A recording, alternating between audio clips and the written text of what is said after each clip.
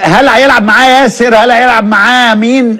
هنا انت اشرف داري، يوسف ايمن، انت هنا يحيى عطية الله. انت هنا هتشوف الدنيا فيها ايه. فانت القلب هو بالنسبه لي هو المكان اللي لازم النادي الاهلي لان ممكن اتنين جنب بعض يلعبوا مع بعض يلخبطوا بعض. الله ينور عليك. اول مره الله ينور عليك. يعني ممكن مثلا رامي ربيعه مع داري بالظبط، دي اول مره مثلا وداري مع اسمه ايه الجديد برضو اشرف يعني ممكن. بس صعب ان يضحي نلعبه في ماتش الزمالك اللي كانوا جداد. ما هو برضو ما حسب خد بالك المدربين المحترفين ما بيحسبوهاش كده.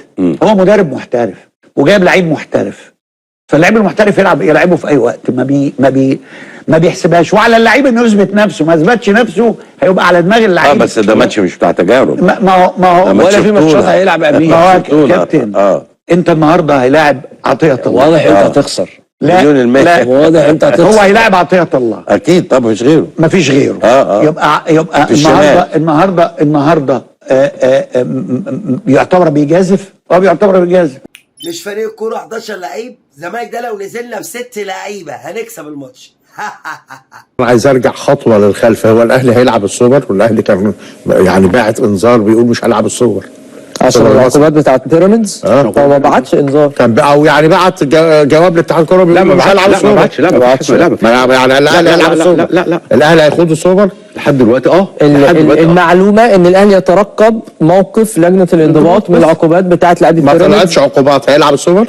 اكيد هيلعب اعتقد. ده اللي احنا بنتكلم فيه. هيلعب السوبر ولا مش هيلعب؟ هيلعب السوبر ده موضوع الله اعلم. دي حاجه تخص النادي الاهلي يعني. طيب يعني اذا بس هي صح. يعني ماذا يمنع انعقاد لجنه الانضباط؟ ايه اللي يمنعها؟ يعني ايه اللي يمنع؟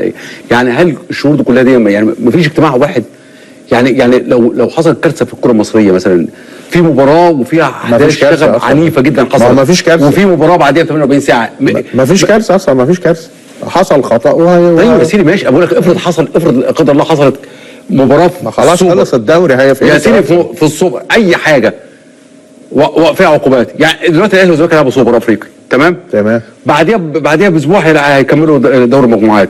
لو في عقوبه اتحاد افريقيا استنى لحد ما لجنه الانضباط هتلاقي تاني يوم ماتش السوبر العقوبات بتطلع على طول. يا باشا الدوري عندنا ده سمك لبن تمر هندي.